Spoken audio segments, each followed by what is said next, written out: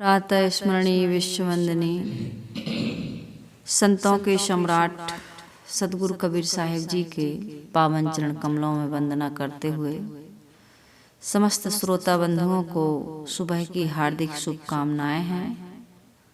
आज का दिन सभी के लिए कल्याणकारी हो, सबके जीवन में प्रसन्नता और शांति का अनुभव हो। आइए हम सदगुरु कबीर साहिब जी की बड़ी मार्मिक साखी पर थोड़ा सा विचार करें। सदगुरु कबीर साहिब जी एक ऐसे संत हैं जो इस प्रकृति से, जिसे खुली किताब कहा जाता है, उससे बहुत छोटे शब्दों में बहुत सहज भाव से बड़ी बड़ी बातें कह जाते हैं। बड़ी सुंदर सूक्तियां सदगुरु कबीर साहिब जी हम सबको दे जाते हैं इस संसार से, इस संसार के मोह बंधन से मुक्त होने के लिए। तो सदगुरु कबीर साहिब जी आज बहुत सुंदर एक साखी कह रहे हैं। साहिब कहते हैं, भंवर जाल बगु जाल है। भंवर जाल, भंवर पड़ता है ना गोल गोल, कहते हैं भंवर पड़ रही पानी में। अपने यहाँ देहाती भाषा में कहते हैं पानी में भंवर पड़ रही, बहुत गहरा पानी होगा यहाँ। वहाँ जाने से लोग डरते हैं, क्योंकि पहले तो वो गोल गोल घुमाती है और बाद में पहले अपनी तरफ खींचती है, फिर गोल गोल घुमाती है और गोल गोल घुमा के अंदर नीचे गड़ा देती है। तो सदगुरु कबीर साहिब जी यहाँ कह रहे हैं कि दो जाल हैं मनुष्य को डुबाने के। मनुष्य को पतन के लिए दो रास्ते हैं। इन दो जालों में फंस करके आदमी अपना क्या कर रहा है,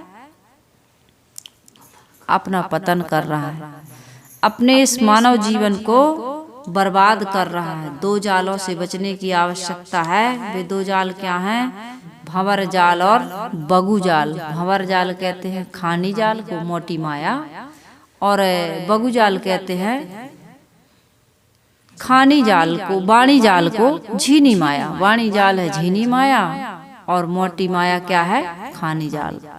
तो सदगुरु कबीर साहिब जी कहते हैं कि ये दो जाल हैं। भंवर जाल बगु जाल है, बूढ़े बहुत अचेत। इस भंवर जाल में बहुत से असावधान लोग डूब गए। बूढ़ना यानी डूब जाना। बूढ़े बहुत अचेत। साहिब कहते हैं, लोगों ने पूछा होगा कि साहिब भंवर जाल और बगु जाल में बहुत से असावधान लोग डूब गए, तो क्या इससे बचने का कोई उपाय, कोई रास्ता, कोई मार्ग है? साहिब कहते हैं, कहीं कबीर ते बाँची है। लोगों ने कहा कौन बचेगा? साहिब ने कहा जाके हृदय विवेक। विवेक चाहिए, विचार चाहिए, समझ चाहिए, अच्छी सोच चाहिए। और जिसके अंदर ये नहीं है, विवेक विचार समझदारी नहीं है, वो इस खानी जाल और वाणी जाल से, बगु जाल और भंवर जाल से बच नहीं सकता है। संसारिक झंझटे, खानी जाल, मोटी माया, प्राणी पदार्थ, ये सब क्या होता है? इसे क्या कहते हैं? मोटी माया। तृष्णा है, भोजन की आसक्ति है, समय की बर्बादी है, तृष्णा, लोभ, मोह, क्रोध, लालच, ईर्षा, ये सब क्या है? ये सब मोटी माया में आते हैं। तो आदमी, सदगुरु कबीर साहिब जी कह रहे हैं कि इनके कारण से वो हमेशा असंयम का जीवन जी रहा है, असंतुलित जीवन जी रहा है, अव्यवहारिक जीवन जी रहा है, अधर्म की ओर जा रहा है, अन्याय की ओर जा रहा है, अत्याचार की ओर जा रहा है, आसक्ति की ओर जा रहा है, मोह ममता की ओर जा रहा है। ये क्या है? खानी जाल है। आदमी को संसार का जितना भी व्यवहार है बड़ी सावधानी से करना चाहिए, बड़ी समझदारी से करना चाहिए, बड़ी सतर्कता से करना चाहिए। खाने में भी संयम। बुद्ध का मार्ग कैसा है? मध्य मार्ग। मध्य मार्ग। न त्यागी बनो न भोगी बनो। महात्मा बुद्ध ने जब त्याग किया घर गृहस्थी का, अपने राजपाट का, तो भोजन भी त्याग दिया था। भोजन भी त्याग दिया। और एक दिन बेहोश होकर चक्कर आया, गिर गए। ध्यान में बैठे थे तो उनको अंदर से एक आवाज उठी कि यार ऐसे तो हम प्रभु मार्ग या प्रभु प्राप्ति के रास्ते पर नहीं चल पाएंगे, बोध नहीं होगा, ज्ञान नहीं हो पाएगा, मुक्ति नहीं मिलेगी। जब शरीर एक साधन है और इस साधन को चलाने के लिए भोजन की, पानी की आवश्यकता है। यह अन्नमय कोष है, कुछ तो इसको देना पड़ेगा। बिना दिए ये शरीर चलता नहीं है, टिकता नहीं है, काम बिगड़ जाएगा। तब फिर उन्होंने कहा कि भाई, एक माता कहते हैं उसी समय सुजाता नाम की महिला ऐसे सुनने को मिलता है, धारावाहिक में या ग्रंथों में हम पढ़ते हैं या महापुरुषों के द्वारा सुनते हैं। तो भोजन लाई तो उन्होंने उस भोजन को ग्रहण किया और फिर ध्यान में बैठे तो कहते उसी समय उनको बोध जागृत हुआ। तो महात्मा बुद्ध ने कहा कि मध्य मार्गी बनो, भोगों को एकदम त्याग नहीं सकते हो और उसी में डूब जाओगे तब भी कल्याण या सुख शांति या प्रसन्नतामय जीवन जी नहीं सकते हो। तो उन्होंने कहा कि मध्य मार्गी बनो। सदगुरु कबीर साहब जी ने कहा सहज मार्ग अपनाओ। सहज मार्ग क्या है? सहज ध्यान रहो, सहज ध्यान रहो, गुरु के वचन समाई हो। सदगुरु कबीर साहब जी कहते हैं सहज ध्यान रहो, सहज ध्यान रहो। इस सहज ध्यान कैसे लगेगा? जब गुरु के वचनों को हम जीवन में धारण करेंगे। सहज ध्यान रहो, सहज ध्यान रहो, गुरु के वचन समाई हो। गुरु के वचनों में समा जाओ।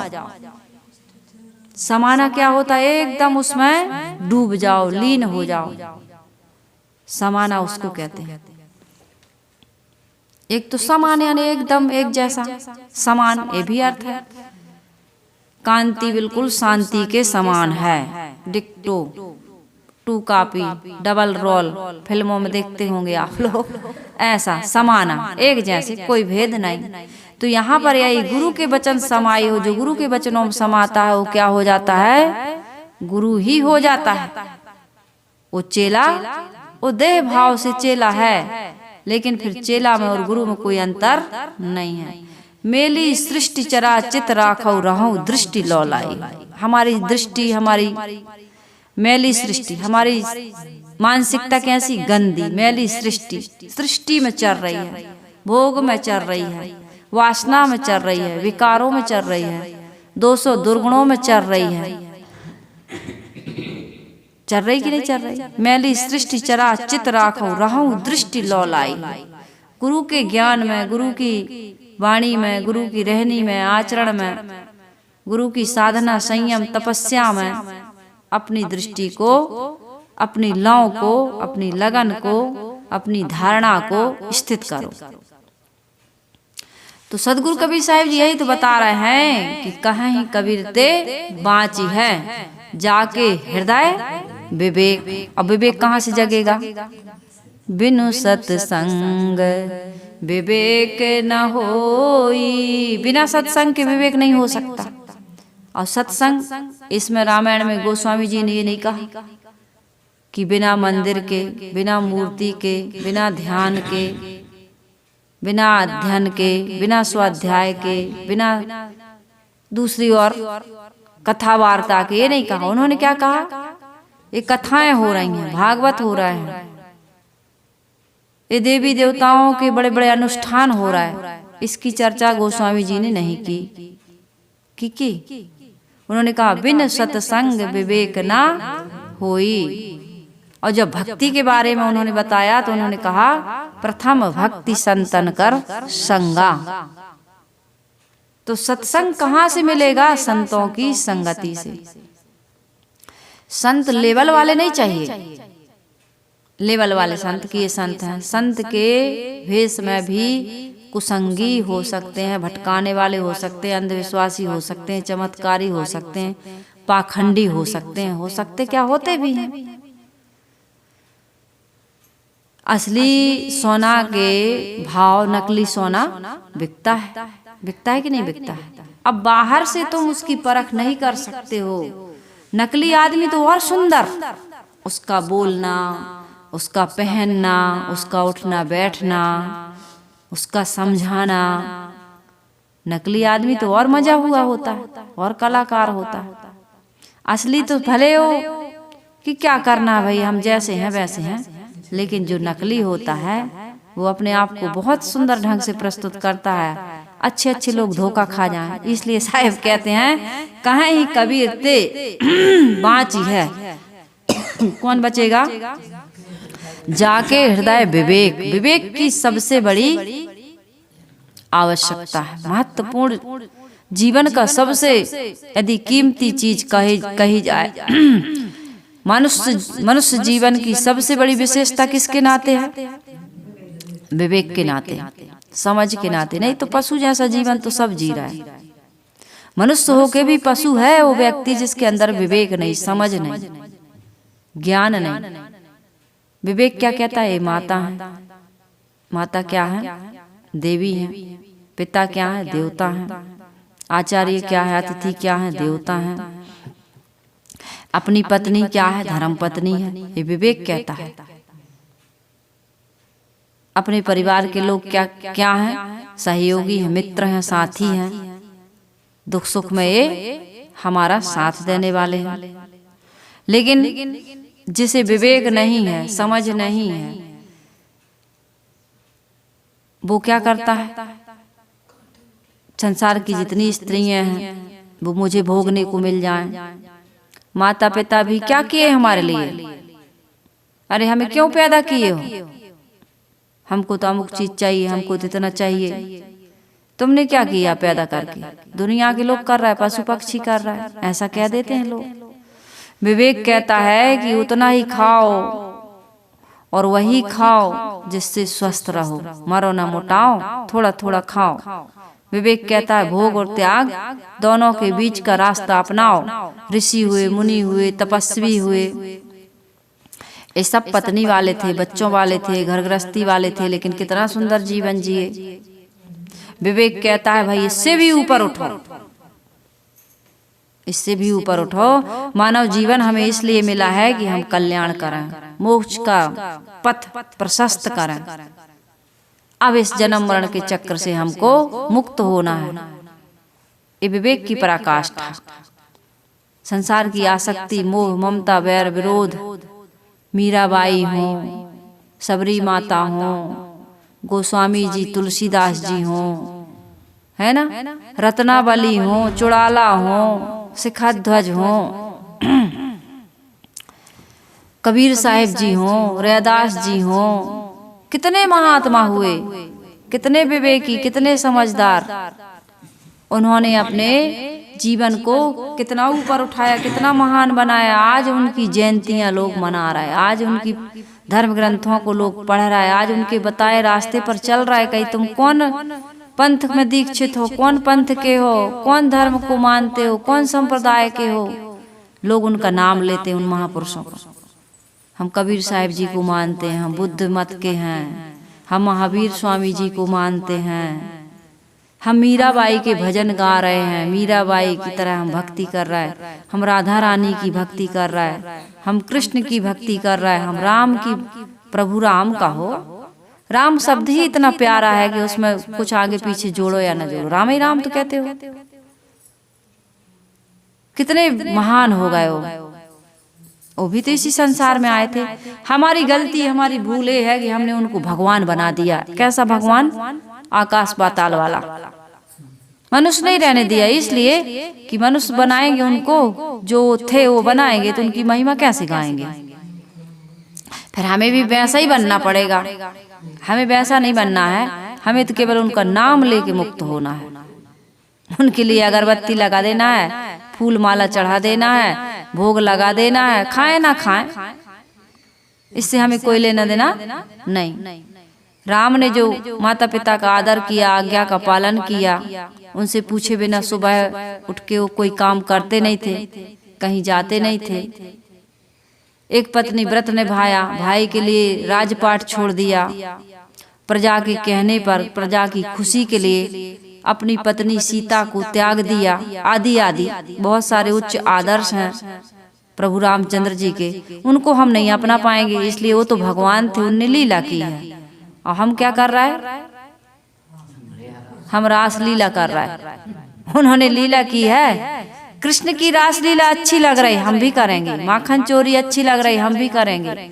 रुक्मणी विवाह बहुत अच्छा लगा, हम भी करेंगे। लेकिन कृष्ण की गीता जीवन में नहीं अपनाएंगे। कि अपना रहे हैं, कृष्ण तो अच्छे लग रहे हैं, लेकिन राम का आदर्श अच्छा, राम की एक बात अच्छी, बस कलयुग केवल नाम आधारा, सुमिर सुमिर नर उतरई पारा, यही अच्छा लग रहा है। रामायण जब पढ़ते हो, अखंड रामायण, तो कौन सी चौपाई का पुट लगाते हो, कौन सी चौपाई का, ये वाली चौपाई लगाओ ना, कर्म प्रधान विश्व रचि राखा, जो जस करहि सो तस फल चाखा। या फिर ये लगाओ, कौन सा, कोई न काहू सुख दुख कर दाता, निज कृत कर्म भोग सुनु भ्राता। अभी तक कोई अखंड रामायण में हमने आपने सुना है क्या कि ये चौपाई लगाते हो? कोस काज कठिन जग माही, जो नहीं होए तात तुम पाही, बस यही लगा दिए। वो मनुष्य कौन ऐसा काज है जिसे नहीं कर सकता है, कौन सा काज कठिन जग माही, जो नहीं होए तात तुम पाही। इसका अर्थ क्या लगा दिए, बस नाम लो, मंदिर बना लो गांव में, अब तो घर घर में मंदिर बन रहा है, बुरी बात नहीं है, बहुत अच्छी बात है। मैं मंदिर का खंडन नहीं कर रही हूँ, राम नाम का खंडन नहीं कर रही हूँ। मंदिर इसलिए होते हैं, राम नाम इसलिए लिया जाता है कि उनके गुण, उनके आचरण, उनका आदर्श हमारे जीवन में उतरना चाहिए। हमने तो उन्हीं को उतार दिया, कहाँ से, आकाश से। भगवान आकाश से उतरते हैं, कब उतरते, जब जब होए धर्म की हानि, बाढ़ई असुर अधम अभिमानी, तब तब प्रभु धर मनुज शरीरा, हरहि कृपा निज सज्जन पीरा। सज्जनों की पीड़ा हरने के लिए भगवान आते हैं। तो अभी कोई पीड़ा, अभी कोई कष्ट संसार में नहीं है अभी। फिर तुम्हें जब थोड़ा सा रोग होता है तो तुरंत क्यों अस्पताल पहुंच जाते हो? थोड़ा सा कष्ट होता है तो क्यों अस्पताल पहुंच जाते हो, क्यों बैगा के गुनिया के पास पहुंच जाते, क्यों साधु संतों के पास पहुंच जाते, फिर उपाय क्यों खोजते हो? होने दो खूब रोग, बढ़ने दो, वो तो हो जाएगा, ठीक है भैया, फिर बहुत ज्यादा बढ़ जाएगा रोग। त्राहिमाम मचा हुआ है, अभी कोई कम कष्ट है, कोई लोक मर्यादा का ध्यान नहीं है, सास बहू का कोई आदर सम्मान नहीं है, प्रेम नहीं है, पति पत्नी का जो पवित्र रिश्ता होता है उसकी कोई मर्यादा नहीं है। बाल बच्चे आज इतने उच्छृंखल होते जा रहे हैं, इतने मनमानीपना करते जा रहे हैं, न वो पढ़ने में, न लिखने में, न माता पिता की आज्ञा में, न उनकी मान प्रतिष्ठा में, कुछ में नहीं। जहाँ देखो, जहाँ मानसिक शारीरिक सब कहीं पतन ही पतन हो रहा है। इतना पतन भगवान क्यों करा रहा है? अवतार लेके आना है उसको, अधिक से अधिक पतन हो जाए, खूब लूट मार, खूब लड़ाई झगड़ा, खूब व्यभिचार अत्याचार, मिलावटबाजी, घूसखोरी, दुनिया के जितने आतंकवादी जो भी हमला कर रहे हैं, जो भी हमारे देश में हो रहा है, ये भौतिकवाद से जितना आदमी के अंदर में पतन और भोगवाद आ रहा है, उसको बढ़ने दे रहा है भगवान। ऐसा नहीं है, मनुष्य खुद कर रहा है। कोस काज कठिन जग माही, मनुष्य खुद पतन की ओर जा रहा है, और मनुष्य को क्या करना पड़ेगा? खुद ही उससे मुक्त होना पड़ेगा, नहीं तो प्रकृति का असंतुलन बिगड़ेगा और सब कुछ नष्ट भ्रष्ट। जैसे कोरोना आ गया था, अभी सब सुधर गए थे, सुधर गए थे कि नहीं सुधर गए थे? कोई शक्ति काम नहीं आ रही थी। मनुष्य के अलावा जो कुछ भी किया है आदमी ने, मनुष्य ने पतन किया था और मनुष्य कितना सुधर गया था, लेकिन आज फिर उसी रफ्तार में वही काम फिर कर रहा। ये मनुष्य के मन कैसा हो, कुत्ता की पूंछ। मनुष्य को कोई लगाम नहीं है, विवेक विचार के अलावा कोई लगाम नहीं। यदि विवेक विचार खो दिया तो जीवन में संयम को खो दिया, जीवन में साधना को खो दिया, सुख को खो दिया, कहो शांति को खो दिया, प्रसन्नता को खो दिया, आजादी को खो दिया, मुक्ति को खो दिया तुमने। अब कौन देगा वो मुक्ति, कौन देगा वो आजादी? इस भंवर जाल से बाहर निकलो। सतगुरु कबीर साहिब जी कहते, भंवर जाल बगु जाल है, बूढ़े बहुत अचेत। भंवर जाल, वाणी और खाने के जाल में आदमी उलझा हुआ है। वाणी जाल क्या है, बगु जाल क्या है? बगुला जैसे सफेद होता है ना, एकदम साधु जैसे, अर्ध खुले नेत्र से समुद्र में, इसमें जलाशय में एक टांग से खड़ा रहता है। और जैसे ही बगुला मछली को या कीड़े को या जल के जीव जंतु को देखा, टप से उसको चोंच में लेकर के गुटक जाता है, खा जाता है। तो इस प्रकार से साहब यहाँ पर कह रहे हैं कि मालूम होता है कि वो बड़ा भारी सिद्ध योगी है, ध्यान में मग्न है, लेकिन उसकी गतिविधि किस लिए, ये सारी साधना, ये सारी तपस्या किस लिए कर रहा है? शिकार करने के लिए, मछली पर ध्यान लगाया हुआ है। इसी प्रकार से जो दिखावा वाले, जो चमत्कारी गुरु होते हैं, ढोंगी गुरु होते हैं, वो भावना प्रधान जनता को जाल में फंसा करके शिक्षित अशिक्षित सभी वर्ग के लोग फंसते हैं खानी और वाणी जाल में। तो वो कोई ईश्वर के दर्शन करा रहा, कोई चुटकी में मोक्ष दे रहा, कोई तथाकथित कुंडलिनी जागृत करा रहा, कोई रिद्धि सिद्धि का झांसा दे रहा, कोई पुत्र दे रहा, कोई धन दे रहा, कोई निरुग्धता दे रहा, कोई पद दे रहा, कोई नौकरी दे रहा, कोई कुछ दे रहा, कोई कुछ दे रहा है। और उसके झांसे में आदमी उन नकली गुरुओं के पास जा करके अपना समय बर्बाद कर रहा है। नए नए प्रकार से वो कई तरीके अपना रहे हैं और लोग उसमें फंसते जा रहे हैं। इसलिए साहब कह रहे थे, भंवर जाल बगु जाल है, बूढ़े बहुत अचेत। असावधान व्यक्ति डूब रहा है। कौन है असावधान? कैसे कह रहे? जिनके पास विवेक नहीं है, समझ नहीं है। भंवर जाल में, बगु जाल में वही फंसता है जिसके साथ विवेक नहीं है, जिसके पास विवेक नहीं है, समझ नहीं है, ज्ञान नहीं है। वो ये नहीं जान रहा है कि मेरे असंयम के कारण से दुख आ रहा, मेरी मोह ममता आसक्ति, मेरा असंयम मुझे दुख दे रहा। डॉक्टर क्या करेगा, वैद्य क्या करेगा, हकीम क्या करेगा, ओझा बैगा क्या करेगा, गुरुजी भी क्या करेंगे यदि मुझे जो बताया गया है संयम, परहेज, जो दवा लेने को कहा गया है, जो खाने को कहा, सुपथ और कुपथ बताया, सुपथ और कुपथ। इसी प्रकार से कुपथ और सुपथ, एक खाना चाहिए नहीं खाना चाहिए, इस रास्ते पर चलना चाहिए, इस रास्ते पर नहीं चलना चाहिए। यदि मैं इसका ग्रहण त्याग विवेक पूर्वक नहीं कर पा रही हूँ तो मुझे कौन बचाएगा? कोई बचा पाएगा? ये डॉक्टर हो चाहे गुरुजन हो, ये तुम्हें ज्ञान दे सकते हैं, लेकिन मैं ज्ञान लूं ना और जीवन में आचरण ना करूं तो क्या होगा? कोई बचा पाएगा मुझे? कोई बचा पाता है? भैया 50% बाहर के लोग हमारा सहयोग करते हैं, लेकिन 50% तो हमको खुद करना पड़ता है। तो खुद कैसे करोगे? विवेक होगा तभी तो करोगे। सामने वाला बता रहा है, करके बता रहा है, आपको सिखा रहा है, योगा ऐसे करो, कपाल भाती ऐसे करो, अनुलोम विलोम ऐसे करो, भस्त्रिका आसन, योगा प्राणायाम, जो जो कुछ होता है सब चीज के बारे में बता रहा है पूरा, और तुम उल्टे सीधा घुमा रहा है, उल्टे सीधी श्वास छोड़ रहा है और ले रहा है। तो 50% तो हम बताने में, भाई 50% काम क्या है बाहर से कि आपको कोई बताने वाला गुरु चाहिए, लेकिन चलने वाला गुरु तो तुम ही हो। अब तुम चल ही नहीं रहे। अब 100% तुम कैसे हो, ऐसे लोगों के पास जाते नहीं हो तो सीखोगे कहाँ से, चलोगे कहाँ से।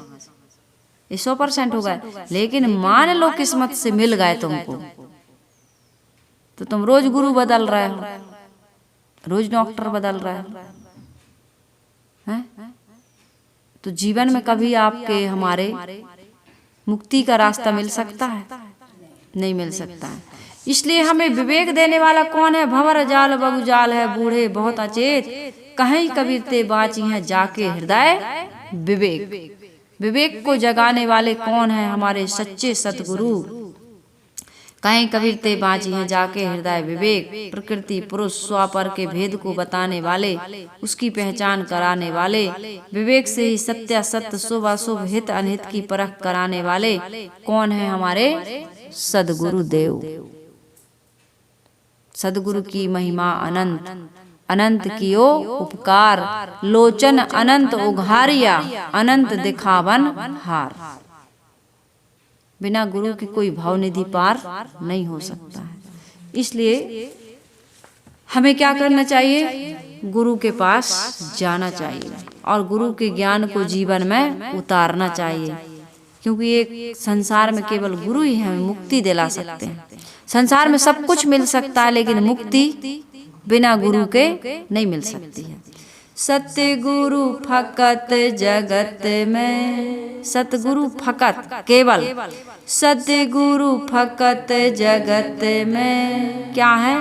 दुख से छुड़ाने वाले, सदगुरु फकत जगत में दुख से छुड़ाने वाले।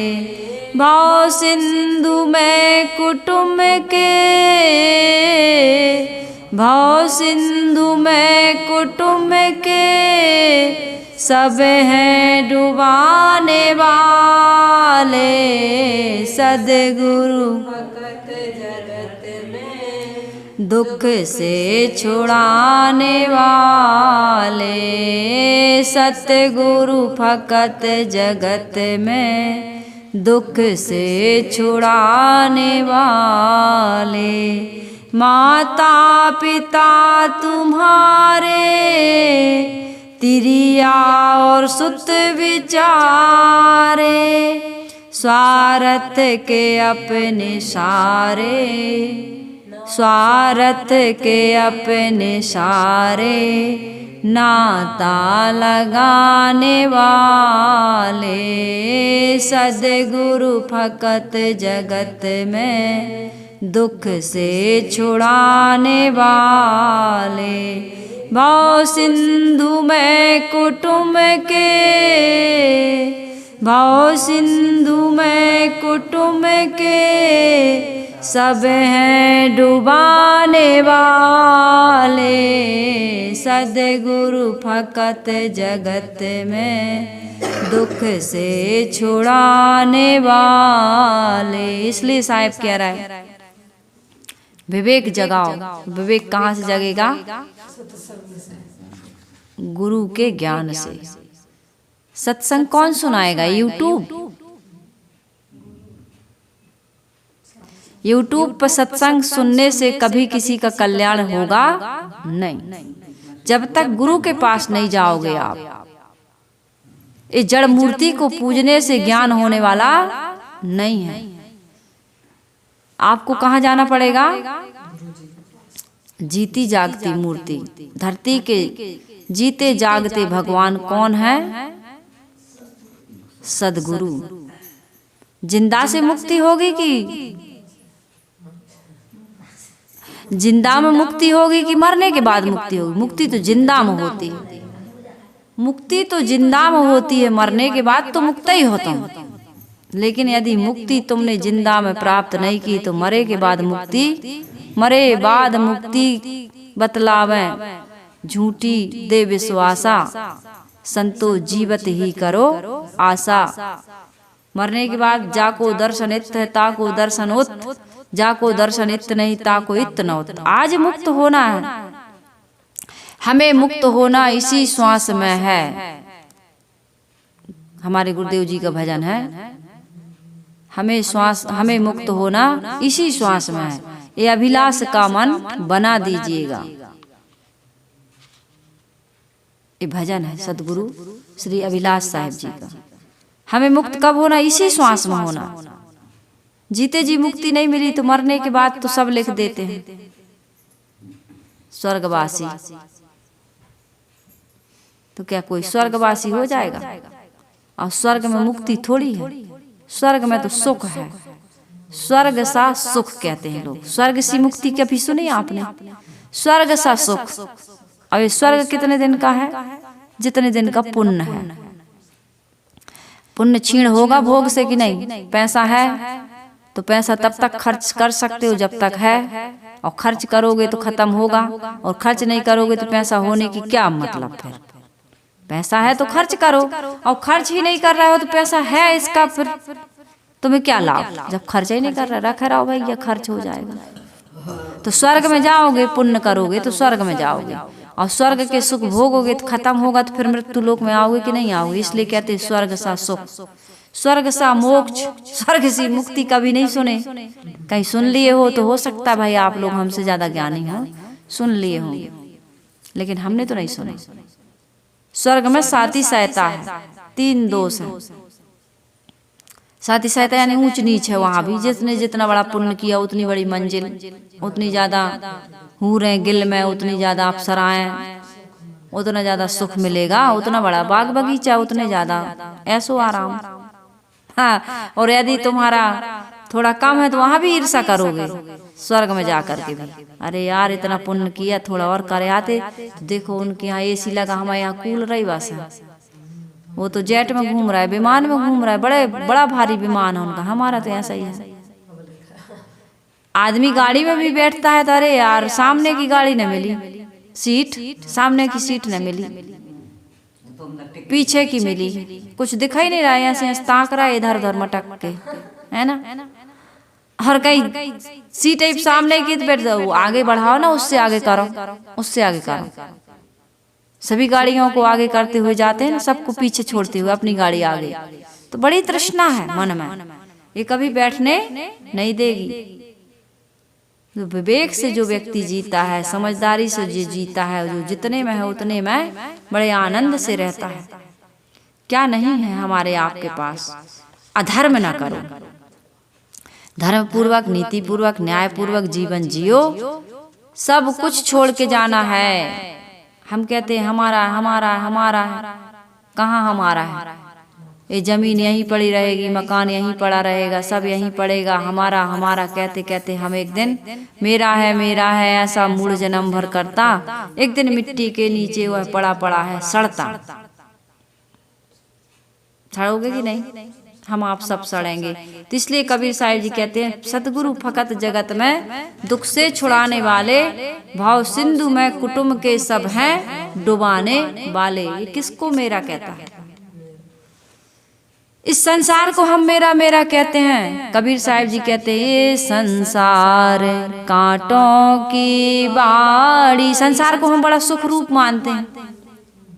संसार की वस्तु, इस शरीर को हम कितना सुख रूप मानते हैं। कबीर साहिब जी कहते हैं रहना नहीं देश बिराना, ऐ संसार कांटों की बाड़ी, उलझ उलझ मर जाना है। संतों को लगा कि ये संसार कांटों की बाड़ी है और इसमें खाने और बानी के जाल हैं, इससे खुद को बचा करके मुक्त करना है। और संसार के लोग इसी में डूब डूब करके आनंद ले रहे। कभी आनंद में ले जा, कभी दुख में गिराता है।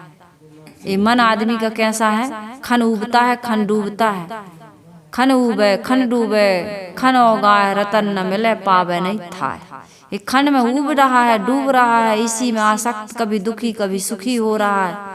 इसको रतन नहीं मिल रहा, आत्म धन रूपी रतन, आत्म स्थिति रूपी रतन, आत्म कल्याण, आत्म मोक्ष रूपी रतन इसे नहीं मिल रहा। रतन ना मिले पावे नहीं था नहीं मिल, डूब रहा, उतरा रहा, भंवर जाल में पड़ा है। भंवर जाल में पड़ा व्यक्ति को कभी था है, वो तो डूब के मर जाता है। साहिब ने कहा 2 ठो भंवर जाल है, एक खानी का भंवर जाल और एक वाणी का भंवर जाल। खानी है मोटी माया, धन संपत्ति, यश कीर्ति, पद पदार्थ, ये लोग, माता पिता, कुटुंब, परिवार, ये खानी जाल। और वाणी जाल, ईश्वर है, ब्रह्म है, परमात्मा है, देवी देवता है, भूत प्रेत होते हैं, ग्रह लग्न मुहूर्त होता है, गुरुजी तुमको बैकुंठ ले जाएंगे, तुम्हें मुक्ति दिला देंगे। अरे गुरुजी तो ले जा रहे हैं जहाँ ले जाए, तुम्हारे विवेक नहीं है यदि तो गुरुजी तुम्हें कहाँ ले जाएंगे तुमको पता ही नहीं चलेगा, और कहीं नहीं ले जाएंगे। अज्ञान के कारण तुम्हारा विवेक और अविवेक जहाँ ले जाएगा तुमको वहीं जाओ, गुरुजी कहीं नहीं ले जाएंगे। गुरु तो अच्छे भी हैं, बुरे भी हैं, भटके हुए भी हैं और बिल्कुल पहुंचे हुए भी हैं। गुरु तो सब प्रकार के संसार में, तुम जिस प्रकार के हो तुम वहीं जाओगे। तो पूरा क्रेडिट किसका है? तुम्हारा, हमारा, हम सबका। हम कैसे हैं?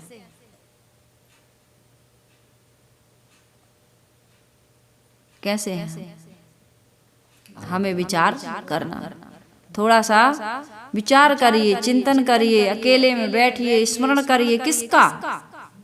अपने आप का करिए। प्रभु का स्मरण तो खूब कर लिए, अपने आप का करिए। अपने आप का जो स्मरण नहीं करता है, जो चुप नहीं बैठता है 10 मिनट, 15 मिनट, 30 मिनट, भीतर की आवाज सुनने का आदि नहीं है। खुद की आवाज कभी सुनते हो? खुद की आवाज नहीं सुनते हो। आदमी को नित्य सत्य बोलना चाहिए, आवश्यक बोलना चाहिए और करुणामय बोलना चाहिए। अनावश्यक मत बोलो, आवश्यकता से अधिक मत बोलो, और जिसमें किसी का हित ना हो ऐसा मत बोलो।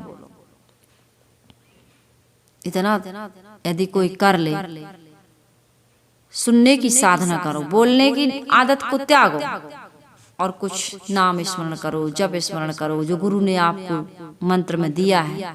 मंत्र मतलब राम राम सीताराम राधे राधे वाला नहीं कह रही हूँ, सत्य नाम वाला नहीं कह रही हूँ। जो ज्ञान सुना है आपने उसको ध्यान में लाओ कि क्या सुना था आज। हम पूछ दे कल क्या सुना था तो याद नहीं। याद नहीं क्यों नहीं? क्योंकि आपने स्मरण में नहीं लाए उसको, स्मरण में नहीं लाए। 1 घंटा सुनो चाहे 10 घंटा सुनो, सुन रहे हो तब तक तो सुन रहे हो, बाकी सुन हो तो इससे कल्याण होने वाला है क्या? इसलिए हमको क्या करना चाहिए? जीभ से बोलो ना बोलो, लेकिन मन से हमेशा उसका चिंतन करते रहो। प्रातः उठ करके नित्य क्रिया से निवृत्त हो करके 15 मिनट, 20 मिनट, आधा घंटा, 1 घंटा स्मरण करो, चिंतन करो, ध्यान करो। किसका? खुद का। मैं कौन हूँ, क्या करने आई हूँ, क्या कर रही हूँ, आज तक क्या किया, इससे क्या लाभ हुआ, क्या हानि हुई, बंधन हुआ कि मुक्ति मिली, सुख मिला कि दुख मिला, लोगों का कल्याण, लोगों का भलाई, आत्म कल्याण का काम किया कि केवल बुराई का काम करते रहे, लुकाते रहे, छिपाते रहे, झूठ बोलते रहे, कटु बोलते रहे, अश्लील असत्य बोलते रहे, अपराध करते रहे, भोग वासना में पड़े रहे। क्या क्या अपना चिंतन करो ना। खूब अध्ययन करते हो दुनिया का, राम की गाथा जानते हो, कृष्ण की जानते हो, बुद्ध की जानते हो, महावीर की जानते हो, कबीर की जानते हो, सबकी। अपनी गाथा को तो थोड़ा पढ़ो। कौन सी गाथा तुमने गाई है, मतलब कौन सी गाथा तुमने लिखी, क्या किया जीवन में। और मुझे लगता है 99% लोग इस पर ध्यान नहीं दे रहे। खुद के बारे में अपने लिए समय निकालो, अपने लिए, धन के लिए, पुत्र के लिए, परिवार के लिए, मकान के लिए, दुकान के लिए, सबके लिए दौड़ रहे हो सुबह से उठकर। अपने लिए कितना समय निकाले? कह दो घर वालों से, परिवार वालों से, दुनिया वालों से कि इतना घंटा मेरे लिए है, इतना घंटा मेरे लिए, मेरे परिवार के लिए तो जो है सो है, मेरे माता पिता के लिए, पत्नी के लिए, बच्चों के लिए नहीं, मेरे लिए, मेरे लिए केवल मैं। क्या होना चाहिए? केवल मैं, मेरे लिए। ये मेरे लिए समय है। मैं खुद को देखूंगा, खुद को सुनूंगा, खुद को जानूंगा, खुद को पहचानूंगा, खुद से प्रेम करूंगा, खुद में ठहरूंगा। गा की गी, स्त्री हो या पुरुष, इतने देर मेरे लिए कभी निकालते हो? कभी नहीं निकालते। चाहे वो सास बन जाए तो नहीं निकाल पा रही, आजी सास बन जाए तो नहीं निकाल पा रही, बहू बनी थी तब तो निकाल ही नहीं पाई, कंवारी थी तब तो पूरा समय था उसके पास, बिल्कुल नहीं निकाल पाई। बाहर की हुई और भागती रही, भीतर की ओर कब भागोगे? एक महात्मा जी सत्संग सुना रहे थे, भक्त सुन रहे थे, भूकंप आया। भूकंप आया तो सब भागे बाहर, महात्मा जी नहीं भागे। अब भूकंप शांत हुआ, कुछ क्षण का झटका रहता है, सबको लगा 2 मिनट में तो प्रलय हो जाएगा, थोड़े समय के लिए, कुछ सेकंडों के लिए सब आए भीतर। भगवान आप नहीं भागे, आप तो जाएंगे तहाँ, हाँ बच्चा हम भी भागे थे। नहीं गुरुजी आप नहीं भागे। नहीं बेटा भागे थे। कहाँ भागे थे? हमें नहीं देखे। हम ऐसे भागे थे, किसी को दिखाई नहीं दिए। तो कहाँ भागे थे हमें भी तो बताओ। कहे तुम भागे बाहर की तरफ और हम भागे भीतर की तरफ। कहाँ जाओगे भाग के? कहें कबीर के तो जई हो भाग, जित देखो तो लागी आग। बाहर तो आग लगी है, कहाँ भागोगे? बाहर भागोगे तो बचोगे? कोई ऐसी जगह जहाँ बच जाओगे? प्रकृति का पसारा है, उसके फंदे से कोई बच पाएगा? बाहर ना भागो, घर छोड़ के वन में ना जाओ, जंगल में ना जाओ, साधु की कुटी में ना जाओ, पहले तो भीतर जाओ, भीतर। और जिस दिन भीतर चले जाओगे ना, उस दिन तुम्हें कहीं भी रहो, फिर कोई फर्क पड़ने वाला। जाल कहीं भी रह के तुम काट सकते हो, जाल तो सब कहीं है, जाल कहाँ नहीं, सब कहीं है, सब कहीं। ये कलयुग फैला हुआ है, कलयुग का हो कोई भी युग, सब कहीं वही फैला है। कोई जगह ऐसी कंवारी नहीं है कि जहाँ बैठ करके तुम भीतर जाए बिना शांति पा जाओ, मुक्ति पा जाओ, सुरक्षा पा जाओ, प्रसन्नता पा जाओ, अमरता पा जाओ। नहीं जा पाओगे, कहीं भी नहीं जा पाओगे, ऐसी कोई जगह ही नहीं है। इसलिए भीतर जाओ, भीतर। ये भीतर का पता किसी को नहीं। मंदिर का पता तो है, मस्जिद का पता है, गुरुद्वारे का पता है, कहाँ पर है पूरी जानकारी है, रिजर्वेशन है, साधन है, सब कुछ है, साथी भी मिल जाएंगे। भीतर जाने का कोई रास्ता बताने वाला नहीं है। भीतर जाने वाले बिरले बिरले हैं। और भीतर जाने के लिए कोई टिकट नहीं लगती, कोई रिजर्वेशन नहीं लगता, किसी की साथ की आवश्यकता। हाँ, एक मार्गदर्शक बस चाहिए, बस गुरु चाहिए, गुरु।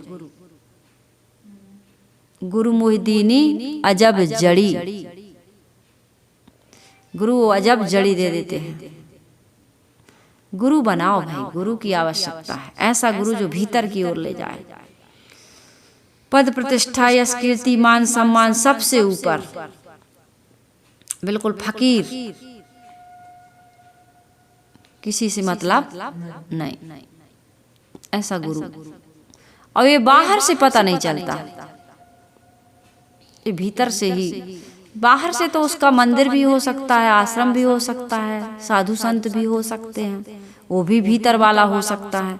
और जिसका कुछ नहीं वो भी बाहर वाला हो सकता है। कैसे पहचान करोगे? बड़ी कठिन बात है ना। ये सब पुण्य प्रताप से मिलते हैं, गुरु को खोजना नहीं पड़ता। यदि हमारे पुण्य ज्यादा हैं, पुण्य की बात कर रहा है, तो गुरु खुद ही तुम्हें खोजते हुए आ जाएंगे। गुरु खुद शिष्य के पास आ जाता है। भगवान को तुम खोज नहीं सकते, गुरु को तुम खोज नहीं सकते, भगवान और गुरु खुद ही आते हैं। भगवान बाहर का नहीं हो, उस भटकने जाइए। यदि थोड़े पुण्य है तो तुम्हें गुरु के पास ले जाएगा वो, और तुम्हारे ज्यादा पुण्य है तो गुरु खुद ही आ जाएंगे। और बिल्कुल पाप ही पाप किए हो तो तुम चाहे मर जाओ संसार में भटक के, तुम्हें गुरु मिलेंगे ही नहीं। मिल भी जाएंगे तुम पहचानोगे नहीं। तो क्या करना है जीवन में? एक ही काम करना है कि सत्कर्म करते चलो, लड़ाई झगड़ा ना करो, बैर विरोध ना करो, किसी का अहित चिंतन ना करो, वाणी से कटु अश्लील और असत्य ना बोलो, आवश्यक बोलो और सत्य बोलो और मीठा और कल्याणकारी बोलो। ईर्ष्या, क्रोध, मान, छल को त्याग दो। सबका हित चिंतन करो, सबकी भलाई के लिए प्रयास करो, तन से, मन से, वचन से, धन से, जितना तुम्हारे पास साधन है सभी साधनों से सबको सुख पहुंचाओ, सबका परोपकार करो, सबकी दुआएं लो, दुआएं, सबका आशीर्वाद लो। हे भगवान, इतना भला आदमी, इसका भला हो, इसका भला हो, इसका भला हो, इसको कभी जीवन में कोई कष्ट, पीड़ा, दुख, तकलीफ ना हो। अच्छा करते करते तो लोग हमें बद्दुआ देते हैं।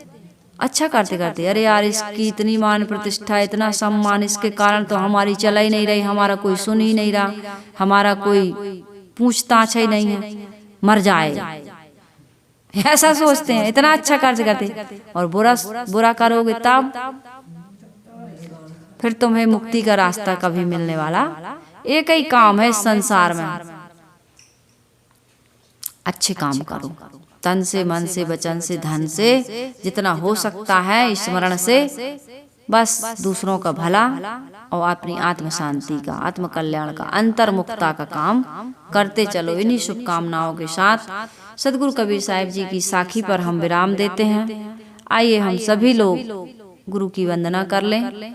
वंदन है गुरुदेव तुमको, वंदन गुरुदेव, वंदन है गुरुदेव तुमको, वंदन है गुरुदेव। काल जाल के फंदा,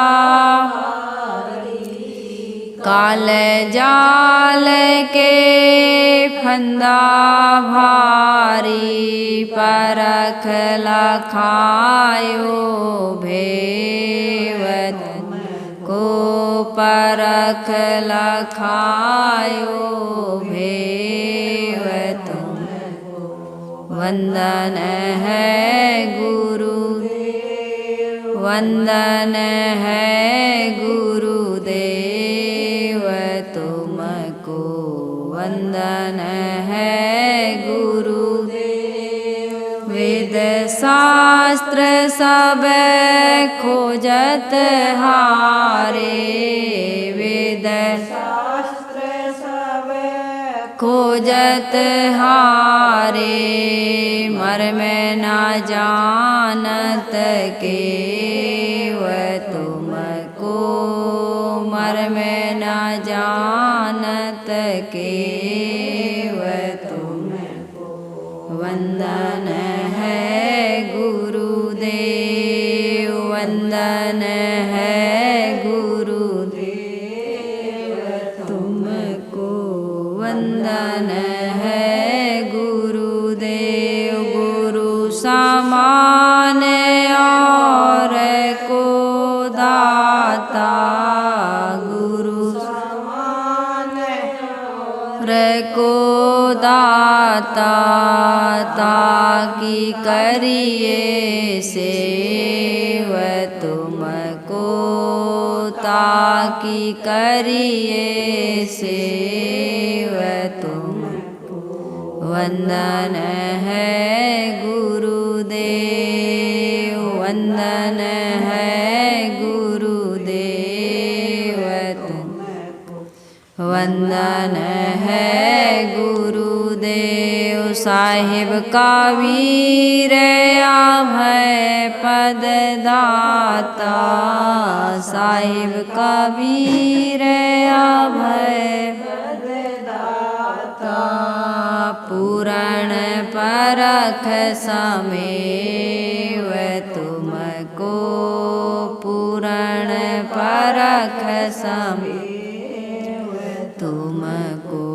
वंदन है गुरुदेव, वंदन है गुरुदेव तुमको, वंदन है गुरुदेव। साहिब बंदगी, साहिब बंदगी, साहिब बंदगी। बोलिए सद्गुरुदेव की।